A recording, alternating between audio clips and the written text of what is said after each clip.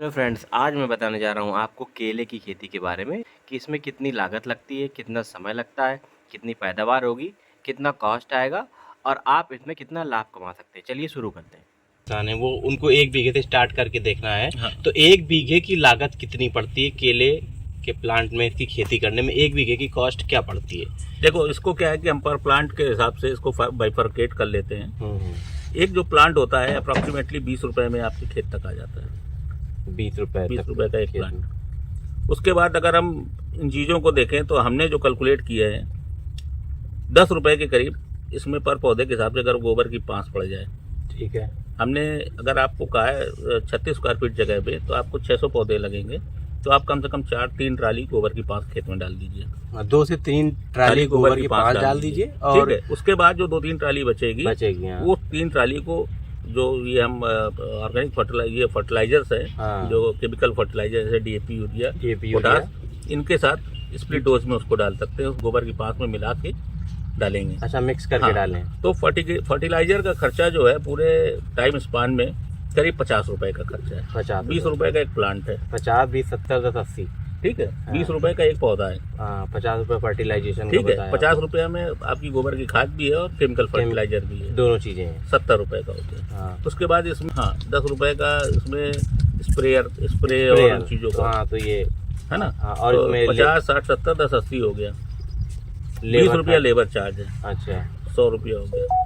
20 रुपया इसके मैनेजमेंट में और जाता है, जैसे कि इसमें घाड़ लगेगी तो उस कंडीशन में इसको स्टेकिंग करनी पड़ती है, रस्सी से बांधना पड़ता है। अच्छा। तो 1 रुपए का पर प्लांट का खर्चा वो है। तो कुल मिला के हम ये मान चलते हैं एक पौधे के ऊपर अगर आप 110 रुपए के करीब खर्च करते हैं तो उस हिसाब से अगर हम 550 पौधा लगाते हैं तो 55 से 60 हजार रुपए। 55 से 60 हजार एक बीघे का खर्च आता है। लेकिन अगर आप अगस्त के महीने में काट लेते हैं तो हमारा एक अंदाजा है कि अगर आपकी क्रॉप अच्छी है और पौधों के बीच का गैपिंग बहुत अच्छा है तो पर प्लांट पर घार जो आएगी अप्रॉक्सीमेटली 28 से 30 किलो का एवरेज आएगा।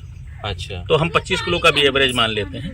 मतलब 28 से 30 किलो की ग्रोथ अच्छी मानी जाएगी। हाँ, अपने इस कंडीशन के हिसाब से 28 से 30 किलो की ग्रोथ है वो बहुत अच्छी मानी जाती है। अच्छा, क्योंकि हमारे यहाँ चूँकि समुद्र के किनारे नहीं है तो ह्यूमिडिटी बहुत कम है। ह्यूमिडिटी कम है। इसकी बाकी सारी चीज़ें हमारे यहाँ ह्यूमिडिटी नहीं है।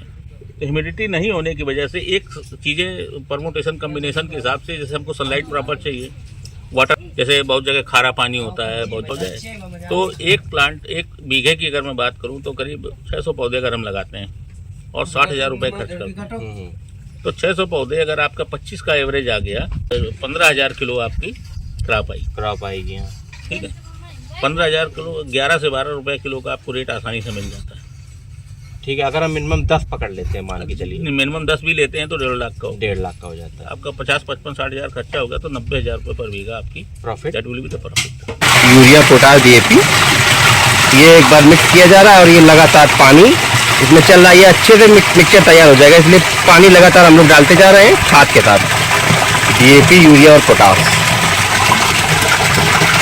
देखिए और क्या कोशिश, देखिए ये जो हमारा एक जिसको टैंक है बता सकते हैं, ड्रम बोल सकते हैं, ये 200 लीटर का है और ये 4 बीघे जो मिक्सचर हम लोगों ने तैयार किया हुआ है 4 बीघे के लिए पर्याप्त है।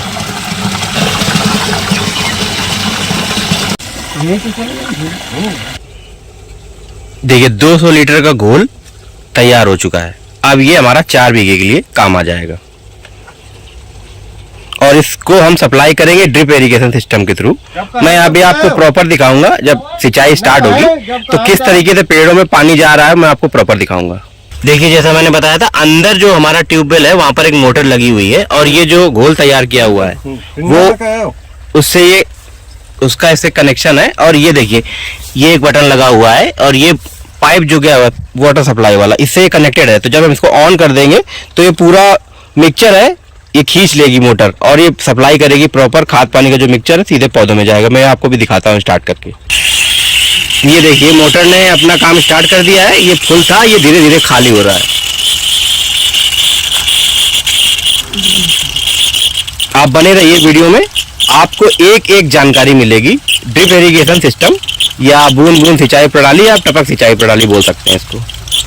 देखिए ये मोटर चल रही है और इसका जो आप देख रहे हैं धीरे धीरे घटता जा रहा है। जी तो इनको क्या होता है कि प्रॉपर तरीके से जो इनको पोषक तत्व होते हैं ये आपको प्रॉपर उन पौधों को मिल पाते हैं। केले की खेती में यही है कि अगर उनको प्रॉपर पोषक तत्व नहीं मिले तो उनकी ग्रोथ रुक जाएगी। वही मतलब जो आपकी फसल आप 13 महीने में ले पा रहे हैं, हो सकता है ये 15 महीने चली जाए। तो आप समझ लीजिए अगर कोई अदर केले के बाद दूसरी खेती करना चाहते हैं तो वो आपको थोड़ा सा डिले हो जाएगा। तो इसलिए कोशिश करें कि इनके बीच में कम से कम 5 फुट का गैप दें। और लंबाई में 5 फुट का और चौड़ाई में सर? चौड़ाई में आपको 7 फुट का गैप रखना है, जैसे आप देख रहे हैं हम लोगों ने किया हुआ है।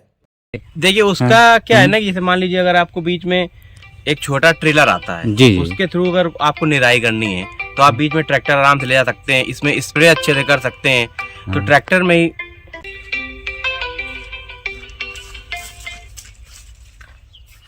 हेलो एक्सक्यूज मी, ये तो मैंने लगा दिए थे जुलाई में। अब देखिए मैं बताता हूँ आपको जो केले की खेती करने का जो सही समय है, आप मेरे हिसाब से 15 जुलाई के आसपास से मान लीजिए कि 5 अगस्त या 10 अगस्त के बीच में आप केले के पौधे खेतों में लगा दें। उसको लगाने का तरीका क्या है कि पहले इसकी जो जुताई की जाती है इसको कम से कम 2-3 बार अच्छे से जुताई कराएं नॉर्मल तरीके से, फिर उसमें पाठा लगा के उसको समतल करवा दें। फिर मान लीजिए 1 बीघे में 600 पेड़ लग जाते हैं तो आप 600 गड्ढे खुदवा लीजिए, छोटे आधा फीट के गड्ढे होते हैं उसमें हल्की सी गोबर की पाँच डालें और उसमें पेड़ लगा दें और उसको मिट्टी को अच्छे से पोलाई के तरीके से मतलब मिट्टी को ऊपर ऊपर रखें, इसको कस के ना दबाएं। और इसमें क्या होता है कि जो प्लांट अगर आपका सेम लेवल पे नहीं आ रहा है तो समझ लीजिए आपको दिक्कत आएगी। तो जो पौधे की जो लंबाई है उसको आपको बराबर लानी है। तो उस बराबर के लिए आपको क्या करना है, ये देखिए दिखाइए, ये जो मेरा पाइप पड़ा हुआ है जी जी इससे जाती है, ये ड्रिप इरिगेशन सिस्टम बोलते हैं सिंचाई का। जी जी ड्रिप इरिगेशन मतलब बोलते हैं इसको टपक सिंचाई जी जी या फिर बूंद बूंद सिंचाई। जी तो इससे क्या होगा, जब आपका इस प्रणाली से जब आप सिंचाई करेंगे जी तो फिर ये जो यहाँ पे मान लीजिए होल है, ये देखिए होल ये दिखाइए। हाँ ये होल है। होल है, इसका फ्लो इस तरीके से किया है तो यहाँ पर प्रॉपर इनकी जड़ों में ही पानी जाएगा और खाद जाएगी। पानी बर्बाद नहीं होता है। पानी बर्बाद नहीं होगा और खाद बर्बाद नहीं होगी। अच्छा अच्छा और अच्छा। उससे क्या होगा कि जो अगल बगल जो आपका क्या बोलते हैं जो खरपतवार होते हैं, जी जी जी क्या होता है आपने मान लीजिए अगर आपने छुट्टा पानी लगा दिया जिसको हाँ बोलते हैं हाँ कि 1 बीघे में आपने लगातार जीन डाल के छोड़ दिया हाँ हाँ तो लगातार पानी भर रहा है। हाँ। तो लगातार पानी भरने से क्या होता है जो अगल बगल के घास फूस या फिर जो खरपतवार होते हैं वो डेवलप हो रहे हैं। आका आपने खाद भी ऐसे फेंक कर फैला दी तो वो जो उसका जो पोषक तत्व है वो खरपतवार ले गए। तो आपके एक्चुअल जो प्लांट है जिसको पोषक तत्व चाहिए उसको कम मिला। तो ड्रिप इरिगेशन लगाने से आपको यही फायदा होगा कि खाद की मात्रा, पानी की मात्रा प्रॉपर जड़ों में जाएगी और जितना उसको चाहिए उतना ही मिलेगा। तो ये सबसे अच्छी बात है ड्रिप इरिगेशन सिस्टम की। देखिए जैसे मैं आपको दिखा रहा हूँ, या हमारे खेत में इसकी ज़मीन दिखाइए, बिल्कुल नॉर्मल, यहाँ पर खरपतवार है ही नहीं। ये जी देखिए जी इक्का दुक्का तो आ ही जाते हैं। हाँ, कीटनाशक का भी खर्च बचेगा। कीटनाशक का भी खर्च बचेगा। अभी है कि इतनी खेती है तो थोड़ा बहुत तो खरपतवार आएंगे। हाँ वो लेकिन थोड़ा देखिए नॉर्मल पूरा यहाँ से वहाँ तक दिखा दीजिए। जी जी जी बीच बीच में उतने ज्यादा खरपतवार नहीं है। जी जी ये ड्रिप इरिगेशन। इसमें दिखाइए पेड़ को, जी जी जी देखिए यहाँ पर कोई भी खरपतवार नहीं है। हाँ। आप देख रहे हैं केले के बगल में कोई खरपतवार नहीं है। जी जी आप ये देख लीजिए, जी जी यहाँ पर खरपतवार आ गया है। जी तो ये थोड़ा डिस्टेंस इसलिए आया है क्योंकि ड्रिप इरिगेशन लगा हुआ है, खाद और पानी जड़ों में जा रहा है तो केवल इसी को ग्रोथ मिल रही है। इसे ग्रोथ मिल रही है। और ये देखिए सारे पेड़ जी लगभग हमारी बराबर लंबाई बराबर लंबाई के आए हैं।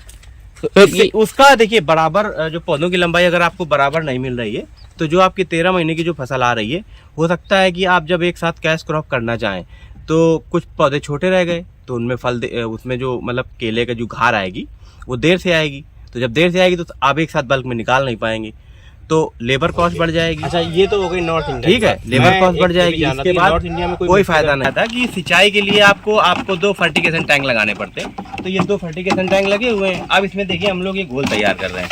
इसमें क्या है ये दिखाइए, इस पे DAP, यूरिया और पोटास 3 चीजों का घोल है।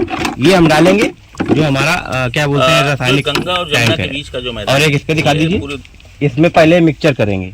इसमें हमने गुड़ का घोल डाला हुआ है जो कि आपने देखा होगा बहुत प्रचार चल रहा है, जिसको बोलते हैं कि वैस्नोमेटा स्प्रे, वीएम स्प्रे। तो वीएम स्प्रे और कुछ नहीं है, ये गुड़ का घोल है। देखिए ये 2 टैंक लगाए हुए हैं। अब हम लोगों ने इस टैंक में DAP, पोटास, यूरिया का जो मिक्सचर तैयार किया जैसा मैंने अभी दिखाया, इस पे मैं डाल दूंगा। ये हमारा होता है बायो टैंक। इस पे हम डालते हैं गोबर या गुड़ का घोल बोल दीजिए। ये जो हम लोगों ने मिक्सचर किया था